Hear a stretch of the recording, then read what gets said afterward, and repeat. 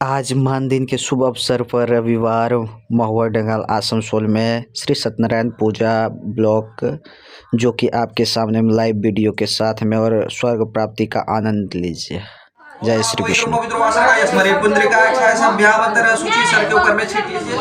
गोविंदाय नमः, नारायणाय नमः, श्री वासुदेवाय नमः, ओम श्री कृष्णाय नमः, श्री विष्णुआय शिवाय नमः बोल के हाथ धो लीजिए। सर्वमंगल मांगल्ये शिवे सर्वार्थ साधिके शरण्ये त्र्यंबके गौरी नारायणी नमः। ओम गणानां त्वा गणपतिगं भवामहे, प्रियाणां त्वा प्रियपतिगं भवामहे, निधीनां त्वा निधिपतिगं भवामहे, वशोमयाहं जानकृतमाहं श्री गणेशाय नमः।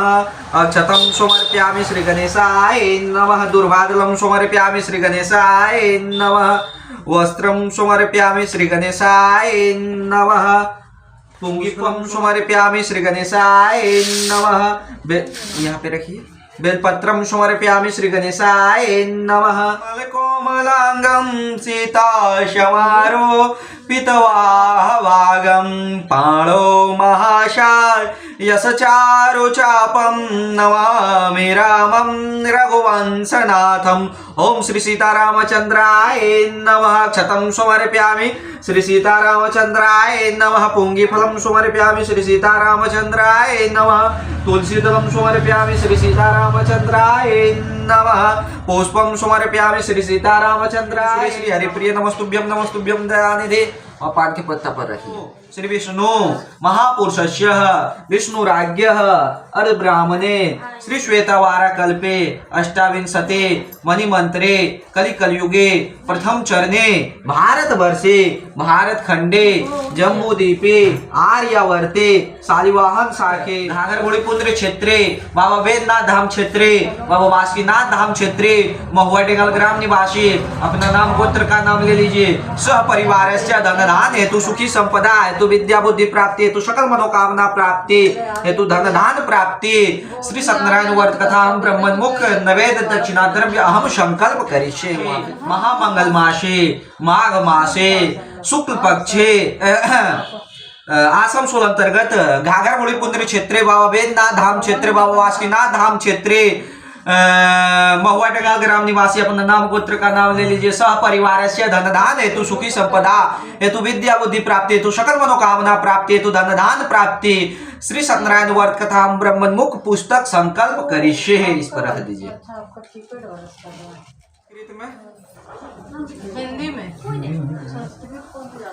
श्री सूत जी बोले, एक समय नारद जी ने इसी प्रकार लक्ष्मीपति विष्णु भगवान से पूछा था। विष्णु भगवान ने देव ऋषि नारद से जिस प्रकार कहा था उसे तुम मन लगाकर सुनो। एक समय नारद जी ने दूसरों की भलाई करने की इच्छा से अनेक लोकों में घूमते हुए मृत लोक में आगमन किया। यहाँ आकर अनेक योनियों में उत्पन्न हुए समस्त मनुष्यों को तरह तरह के कलेशों से युक्त और कार्यों से दुखी देखकर इन प्राणियों का दुख कैसे ठीक होगा एवं नाश होगा ऐसा सोचकर विष्णु लोक गए।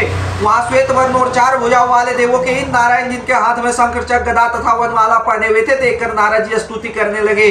नारद जी बोले, हे भगवान, आप अत्यंत शक्ति से संपन्न है, मन तथा वाणी भी आपको नहीं पा सकता। आपका आदि मध्य और अंत नहीं है, निर्गुण स्वरूप होते हुए अनंत गुणों से युक्त है, संपूर्ण सृष्टि के आदिभूत और भक्तों के दुखों को नष्ट करने वाले हैं। आपके लिए मेरे नमस्कार है। नारद जी की विनती सुनकर भगवान विष्णु ने दर्शन दिए। बोले, हे मुनीश्वर, वह सब अपना मनोरथ तुम मुझसे कहो, मैं उनका उत्तर दूंगा। नारद जी बोले, मृत लोक के निवासी प्राणी अनेक योनियों में उत्पन्न हुए, सो अपने पाप कर्मों से महान दुखी हो रहे हैं। सो हे स्वामी, यदि आपके मेरे ऊपर कृपा है तो बतावे कि उनका दुख किस प्रकार से दूर होगा। मैं संसार के ऊपर कृपा करने की इच्छा से बड़ी उत्तम बात पूछी है। जिस उपाय के करने से प्राणी मोह से मुक्त हो जाता है उसे सुनो, मैं तुमसे कहता हूँ। बहुत पुण्य प्रदान करने वाला एवं सरस्व एवं मृत लोक में एक परम दुर्लभ व्रत है। श्री सत्यनारायण भगवान के व्रत को भली भांति विधि पूर्वक करने से प्राणी शीघ्र ही सुख को भोगता है, परम लोक में मोक्ष को प्राप्त करता है। भगवान के ऐसे वचन सुनकर नारद ऋषि बोले, हे भगवान, उस व्रत का क्या फल है और क्या विधि है, उस व्रत को किसने किया है तथा वह व्रत कौन सा दिन करना चाहिए, यह सब विस्तार पूर्वक वर्णन करे। श्री भगवान विष्णु बोले, यह दुख और शोकादित्य को शांत करने वाला तथा धन और धान्य को बढ़ाने वाला तथा सौभाग्य और संतान को बढ़ाने वाला है। और सरस विजय को प्राप्त करने वाला है। जिस किसी दिन मनुष्य भक्ति भाव श्रद्धा से युक्त हो उसी दिन संध्या के समय श्री सत्यनारायण भगवान का पूजन करे और ब्राह्मण और बंधु बांधवों सहित धर्म में तत्पर हो। नवेद पक्की मिठाई और सवाया प्रसाद भक्ति से अर्पण करे। पके केले के फल की गेहूं के चूर्ण के अभाव में साठी चावल का चूर्ण अथवा गुड़ ही लेना चाहिए, परंतु संपूर्ण प्रसाद भक्ति भाव से इकट्ठा और सवाया करके भगवान विष्णु का भोग लगावे और ब्राह्मण को दक्षिणा दे। तत्पश्चात बंधु बांधवों सहित ब्राह्मण को भोजन करवावे, फिर भक्ति से स्वयं प्रसाद को भक्षण करे और नित्य गीतादित्य रात्रि में जागरण का आचरण करते हुए तत्पश्चात श्री सत्यनारायण भगवान का ध्यान करते करते अपने स्थान को चला जाए। इस प्रकार व्रत का आचरण करने से निश्चित ही मनुष्यों की इच्छा पूर्ण हो जाती है। विशेष करके कलयुग में भूमि के ऊपर यही लघु उपाय। बोलिए श्री सत्यनारायण भगवान की जय, आनंद कंद भगवान की जय।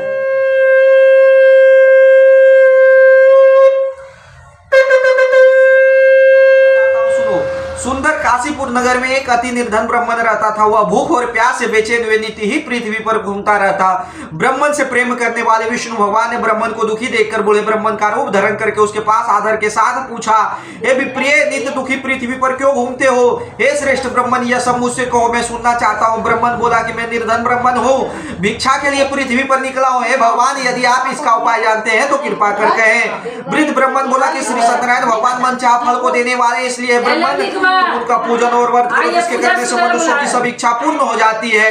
ब्राह्मण को इस व्रत का सारा विधान बतलाकर बोले ब्राह्मण का रूप धारण करने वाले श्री सत्यनारायण भगवान अंतर्ध्यान हो जाते हैं। जिस व्रत को वृद्ध ब्राह्मण ने बतलाया मैं उसको अवश्य करूंगा। यह निश्चय करके उस ब्राह्मण को रात में नींद नहीं आई।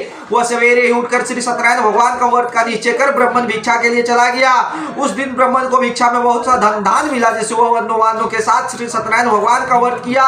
इस व्रत के प्रभाव से वह ब्राह्मण सब पापों से छूटकर अनेक प्रकार की संपत्तियों से युक्त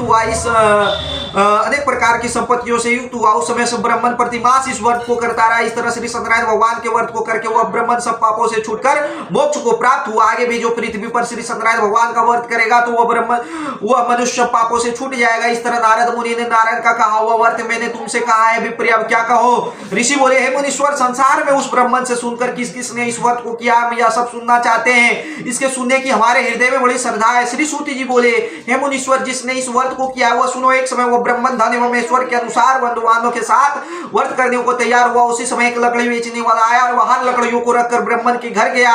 प्यास से दुखी लकड़हारे ने ब्राह्मण को व्रत करते हुए देखा और ब्राह्मण को नमस्कार कर बोला कि आप क्या कर रहे हो और इसके करने से क्या लाभ मिलता है, क्या मिलता है, यह सब विस्तार पूर्वक कहे। ब्राह्मण बोला कि यह सब श्री सत्यनारायण भगवान का व्रत है, उसी की कृपा से मेरे यहाँ धन धान की वृद्धि हुई है। उससे इस व्रत के विषय में जानकर लकड़हारे बहुत प्रसन्न हुआ और प्रसाद खाकर जल पीकर अपने घर को चला गया। लकड़हारे ने मन में यह विचार किया कि आज लकड़ी बेचने से जो धन प्राप्त होगा उसे मैं श्री सत्यनारायण भगवान का उत्तम व्रत करूंगा। जिस नगर में धनवान लोग रहते थे ऐसे सुंदर नगर को गया।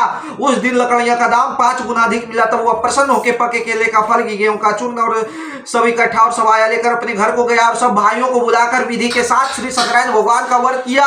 उस व्रत के प्रभाव से लकड़हारे धन पुत्र अधिक से युक्त हुआ तथा संसार का सारा सुख भोगकर बैकुंठ धाम को चला गया। बोलिए श्री सत्यनारायण भगवान के जय, आनंद कंद भगवान के।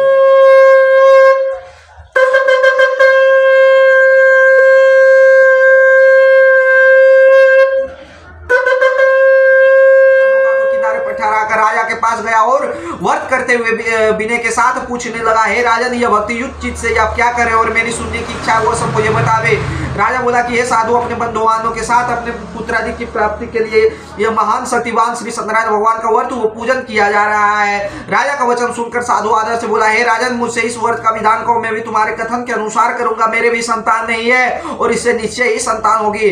राजा से सब विधान सुनकर व्यापार निवृत्त हो आनंद के साथ घर गया। साधु ने अपनी स्त्री से संतान देने वाला उस व्रत का समाचार सुनाया और कहा कि जब मेरे संतान होगी तब मैं इस व्रत को करूंगा। साधु ने ऐसा अपनी स्त्री लीलावती से कहा। एक दिन उसकी स्त्री लीलावती पति के साथ आनंदित होती और संसारिक धर्म में प्रवृत्ति होती तथा श्री सत्यनारायण भगवान की कृपा से वह गर्भवती हो जाते तथा 10वें महीने में उसके एक सुंदर कन्या का जन्म होता है। दिनों दिन वह स्तर बढ़ने लगते हैं जैसे शुक्ल पक्ष का चंद्रमा बढ़ता हो। कन्या कालावती का नामकरण संस्कार किया गया। तत्पश्चात लीलावती ने मीठे शब्दों में स्वामी से कहा कि आप पहले संकल्प किया हुआ कि श्री सत्यनारायण भगवान का व्रत करेंगे, क्यों नहीं करते हैं? साधु बोला कि हे प्रिय, मैं इसके विवाह के समय श्री सत्यनारायण भगवान का व्रत करूंगा। अपनी स्त्री को यह आश्वासन देकर वह नगर को चला गया। कालावती पितृगृह में बढ़ते बढ़ते युवा हो गई। साधु ने जब नगर में सखियों के साथ कन्या को देखा तो तुरंत ही धर्मवीर दूत को बुलाकर भेजा कि कन्या के विवाह के लिए अच्छे वर की खोज करे। दूत कंचनपुर वहां से एक वेश्य के पुत्र को लेकर आ गया। साधु ने सुंदर गुण युक्त वेश्य पुत्र को देखकर जाति और बंधुवानों सहित संतुष्ट हो विधि के अनुकूल अपनी कन्या को उसके साथ विवाह कर दिया। प्रारंभ से विवाह के समय साधु व्रत करना भूल गया, जिसके कारण भगवान विष्णु रुष्ट हो गए। अपने कर्म में प्रवीण कुछ समय पीछे दामाद सहित व्यापार के लिए सिंधु के समीप रतपुर नगर को गया। उन दोनों के राजा चंद्रकेतु नगर में पहुंचने पर श्री सत्यनारायण भगवान ने उसको प्रतिज्ञा भ्रष्ट देखकर अत्यंत दारुण दुख मिलने का श्राप दे दिया।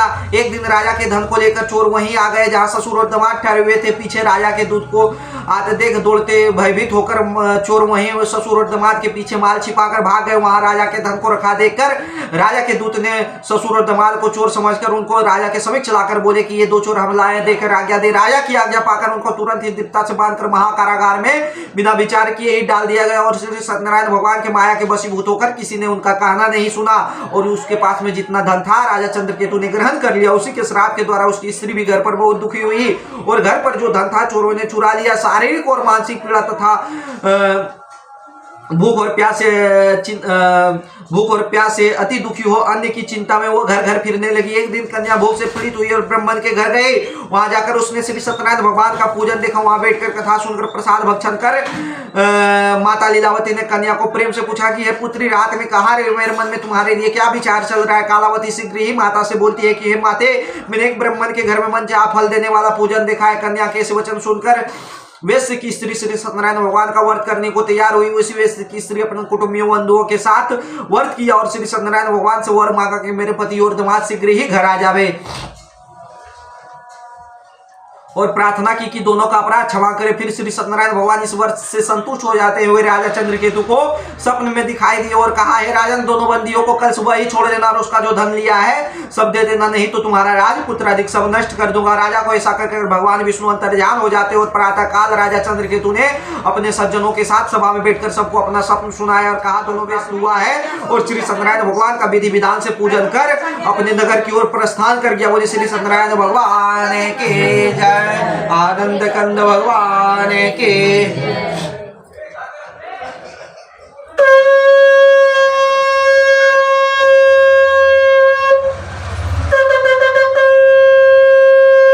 लीलावती कन्या को गोद में लेकर रोने लगी और कालावती कन्या स्वामी को नौपाकर खाओ लेकर सती होने का निश्चय किया। कन्या का ऐसा विचार देखकर वेश्य और उसकी स्त्री अत्यंत शोक से पीड़ित हुई और चिंता करने लगी, या तो श्री सत्यनारायण भगवान ने नौका को हर लिया अथवा मैं उनकी माया से मोहित हो गया हूँ।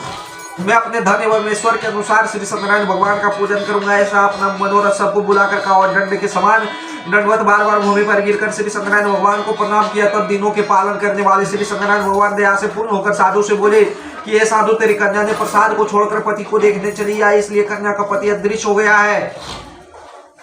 अब शीघ्र घर जाकर प्रसाद खाकर लौटा तो तेरी कन्या का पति मिल जाएगा। आकाश से आकाशवाणी सुनकर शीघ्र घर जाती है और प्रसाद खाकर वो आती है तो अपने पति को वहां पाती है। तब कालावती अपने पति के पास गई और कहा कि अब घर चलो, क्यों देर करते हो? कन्या का वचन सुनकर वेश्य संतुष्ट हुआ और श्री सत्यनारायण भगवान का विधि विधान से पूजन कर बंधुवानों सहित अपने घर को गया और पूर्णमासी तथा संक्रांति को सदैव श्री सत्यनारायण भगवान का विधि विधान से पूजन कर इस लोक में सुख भोगने के तत्पश्चात स्वर्गलोक को चला गया। बोले श्री सत्यनारायण भगवान की जय, आनंद कंद भगवान की।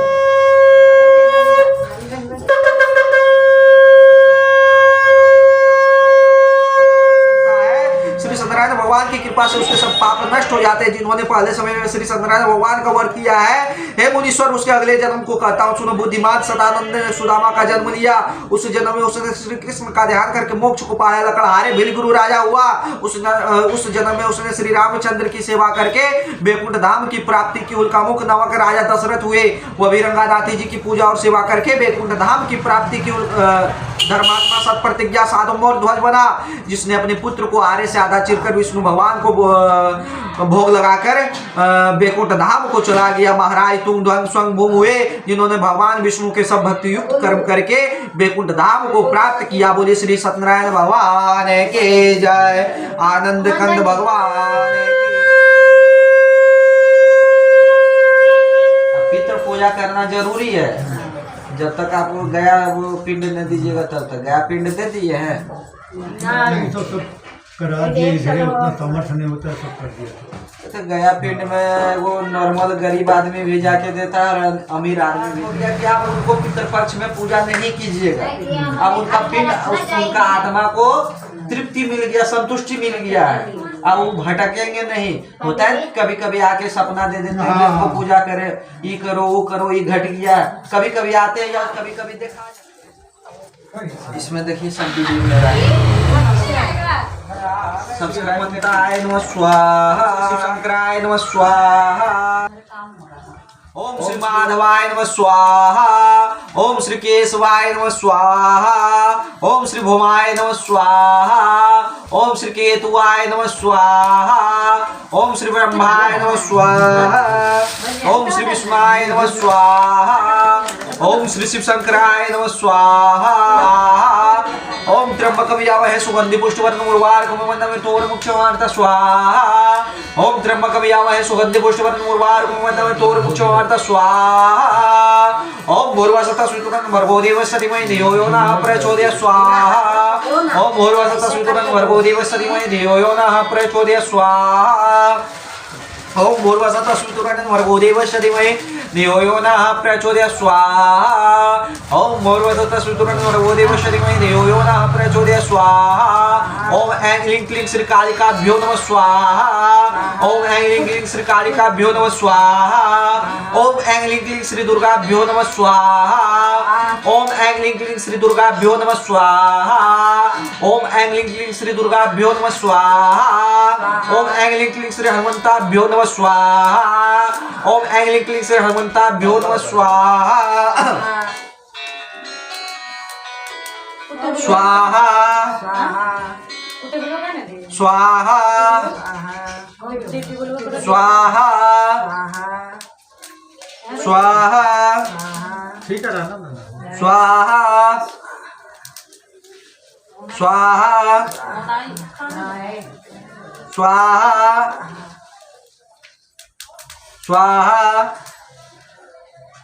स्वाहा स्वाहा स्वाहा स्वाहा स्वाहा। खाली नियम थोड़ा सा नमोस्तुते या देवी सर्वभूतेषु शक्तिरूपेण संस्था नमस्तस्यै नमस्तस्यै नमस्तस्यै नमो नमः या देवी सर्वभूतेषु मातृ। चलिए लीजिए, हाथ में जल दीजिए, घेरिए। ओम सर्वमंगल मंगल शिवे सर्वार्थ साधिके शरण्ये त्र्यंबके गौरी नारायणी नमोस्तुते। ओम शांति ओम शांति ओम शांति। बता रहे हैं वहाँ पे ओम श्री सर्वदेवताभ्यो नमः स्वाहा।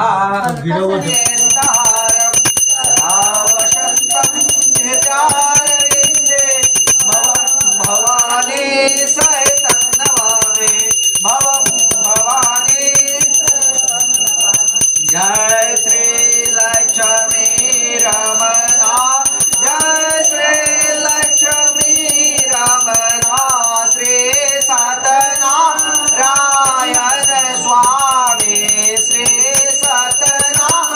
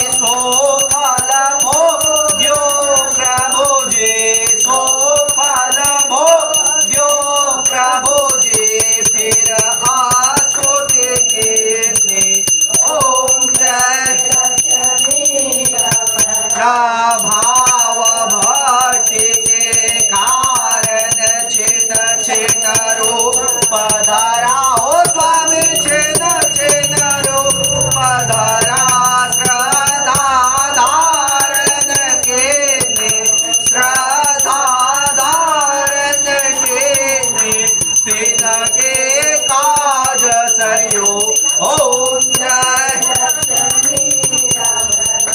ग्वाल बाल शंकराजा वन में भक्ति करे हो स्वामी वन में भक्ति करे मन वांछित फल पावत मन इच्छा फल पावत सेवत नर नारी ओम जय रमणा चढ़त प्रसाद सवाया कदली फल में माओ स्वामी बाधो पदे पतुल से दो पदे पतुल से राजे सत्य देवा ओम जय श्री सत्यनारायण जी की आरती जो कोई नर गावे ओ स्वामी जो सहित गावे कहत सेवा नंद स्वामी मन भजत मुझे नंद स्वामी सुख संपत्ति पावे ओम जय त्वमेव माता त्वपिता त्वमेव बन्धो च सखा त्वमेव विद्या द्रविणं त्वमेव सर्वं मम देव देवा त्वमेव सर्वं मम देव देवा। बोलिए श्री सत्यनारायण भगवान के, श्री आनंद कंद भगवान के, श्री जगत जननी जगदम्बा के, श्री आदि शक्ति भवानी के, महागौरी के, कालरात्रि के, शंकर भगवान के, पार्वती माता के, अपने माता पिता के, अपने गुरुजनों के, नमो पार्वती पद हर हर महादेव। चलिए जाइए घर में दिखा के आइए।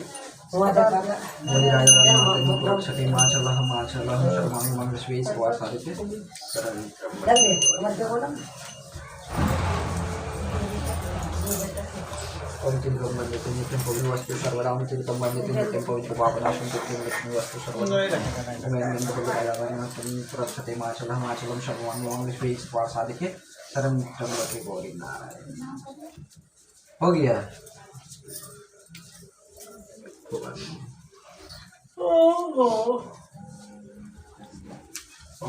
और फिर अपने लीजिए और फिर दूसरों को दीजिए। रख के पैसा लेके तू आरती लेना, पैसा दे के दोनों हाथ से पंडित जी वहाँ गोड़ लागला, पंडित जी के गोड़ लागला, सब गोड़ लागला। हाँ खूब आनंद रहिए। सब तो कहीं भी देना चाहिए। अरे उनका नाम से कहो। सर्वमान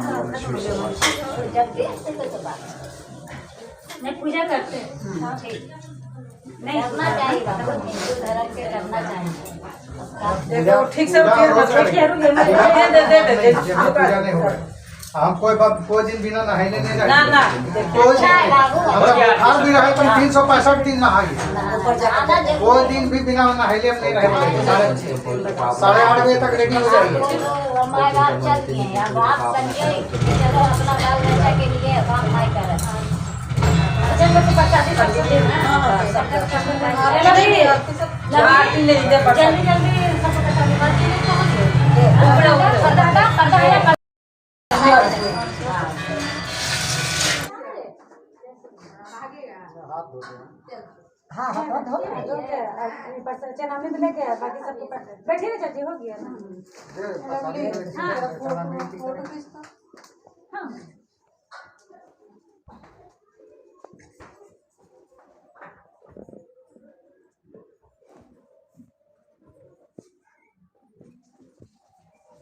पोस्ट कब करिएगा? आज हो जाएगा शाम तक।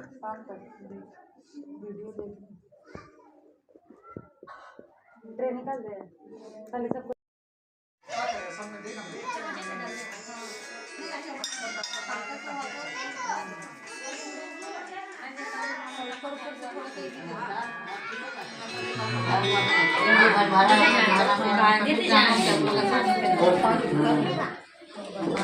नहीं 4 बजे के बाद अभी देखा हम लोग सबसे जाएंगे देरी में 6 बजे